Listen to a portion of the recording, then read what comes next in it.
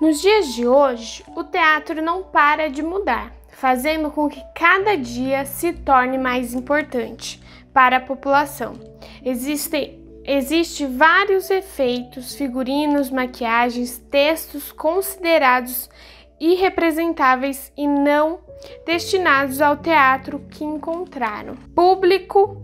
A escrita dramática explorou dramaturgias que eram impossíveis até então.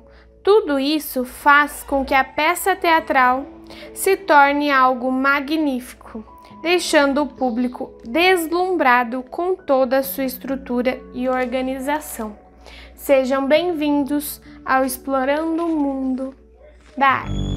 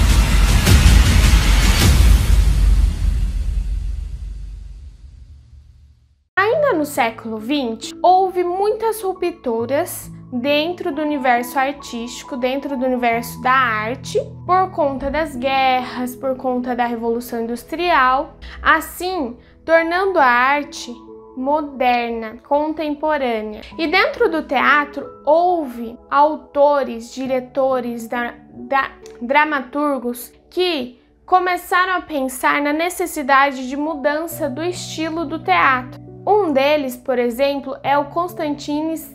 Ele começou a pensar que para atuar precisava ter um processo para construir o personagem, ao invés de pegar o texto e somente ler, saber ler e pronunciar perfeitamente. Que no antigo clássico, na idade clássica, era isso que os atores faziam. Quem era mais importante? Aquele que conseguia pronunciar o texto da melhor forma possível. Então, a partir do século XX, começam essa ruptura, que tem que ter uma construção do personagem, que tem que ter uma interação do público, porque antes de chegar à época moderna, dentro do teatro você somente assistia. Ali estava acontecendo o teatro e você estava apenas assistindo, havendo uma quarta parede entre o artista e o espectador. Já no século XX, isso quebra. Chama-se a quebra da quarta parede, onde o artista ele vai poder interagir com o público. A interação do público vai ser mais importante. O personagem, o ator vai ser mais importante que o cenário, que o figurino. E a partir disso, o teatro ele evolui para a crítica da sociedade, para fazer a pessoa, o espectador que está ali, pensar numa crítica.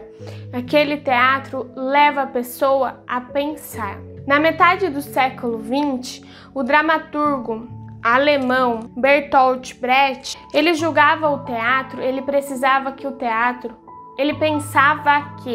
o teatro precisava ser político, pois ele podia instruir e transformar a sociedade. Então era assim que o dramaturgo Brecht pensava, já no século XX. E aí veio o teatro épico. Nós temos também o teatro da crueldade, que não se diz propriamente dita a palavra crueldade, de monstruosidade, não, mas sim um teatro que fazia o povo refletir sobre o mundo, refletir o mundo em que eles viviam, trazendo questões humanas, fazendo com que reencontrasse a sua verdadeira linguagem. O teatro da crueldade teve início lá em 1950, a partir do dramaturgo Antonin Artaud, que era um dramaturgo francês, e ele contestava a forma de trabalho no teatro, pois naquela época, um pouquinho antes, o teatro era para os burgueses, para o divertimento das pessoas. Então ele contestava isso e surgiu o teatro da crueldade, onde fazia as pessoas pensarem, refletir sobre o mundo,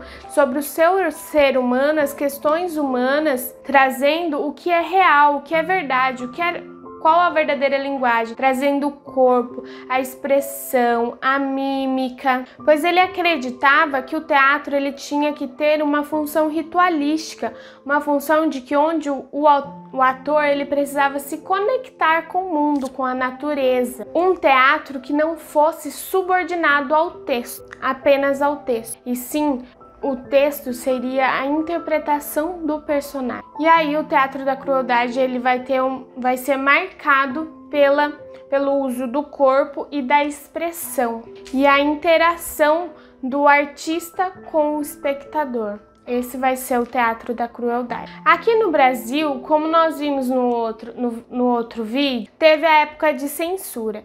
E nessa época de censura, um dramaturgo, autor chamado José Antunes Filho, criou uma peça durante esse período. E ele foi muito importante nesse período, porque ele participou do movimento renovação cênica. Fugiu a palavra. E a sua obra, ela foi uma adaptação de um texto e ela foi muito aplaudida e muito bem vista fora do Brasil, no exterior. Teve um grande sucesso e uma grande repercussão fora do Brasil. A peça foi do texto do Mário de Andrade, chamada Macunaíma. Isso entre 1960 a 1970. Na época da censura. Então, o teatro de hoje, mesmo com muitas influências, ele é muito rico em diversidade, de variedade de tipos de teatro. Hoje a gente tem uma grande oportunidade de construção de personagem. A gente tem vários tipos de teatro, teatros de bonecos, teatros musicais, teatros em intervenções, óperas, teatros feitos em espaços alternativos. E os gêneros teatrais que hoje são mais trabalhados, nós temos a comédia, temos a tragédia, o stand-up comedy, que hoje a gente mais vê. Por exemplo, um exemplo de stand-up comedy é o Whindersson Nunes, que é muito conhecido, Os Quatro Amigos, entre vários outros. O teatro de sombras, que é aquele teatro que faz a partir da sombra.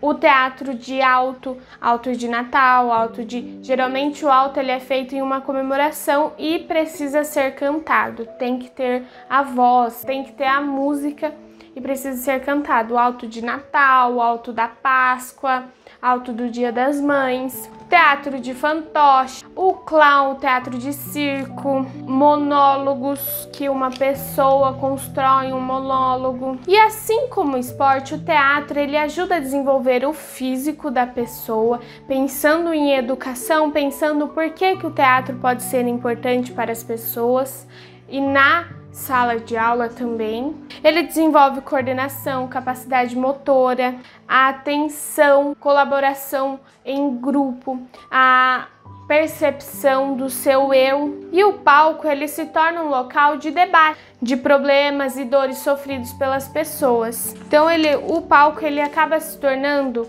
um local onde as pessoas podem colocar o que você está sentindo. Pode ser um local de crítica, um local de debate. O palco ele está aberto a criações, a renovações. E assim é o teatro nos dias de hoje. A importância do teatro é sentida de diversas formas na vida das pessoas, de modo que ela passa a ter uma visão mais ampla da sociedade, adquirindo respeito, cidadania e um bom posicionamento mais aberto à diversidade. O teatro pode ajudar a disseminar um pensamento de maior amor e respeito entre as pessoas. Você entendeu? Ficou alguma dúvida? Se ficou, não tem problema, só deixar aqui nos comentários que eu vou respondendo você.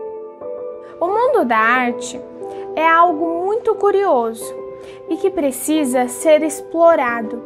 E para o nosso próximo vídeo, aprenderemos sobre o jogo teatral. Olá, galera! Meu nome é Jaine Thaís Fogaça, eu sou professora de Educação Artística e especialista em Psicologia da Educação. Sou criadora deste projeto Explorando o Mundo da Arte e gostaria muito de agradecer a todos vocês que estão assistindo aqui comigo. E gostaria também de pedir para que vocês curtam o nosso vídeo e compartilhem com seus amigos, que é muito importante pra gente. Nos vemos no próximo vídeo, tá bom? Tchau!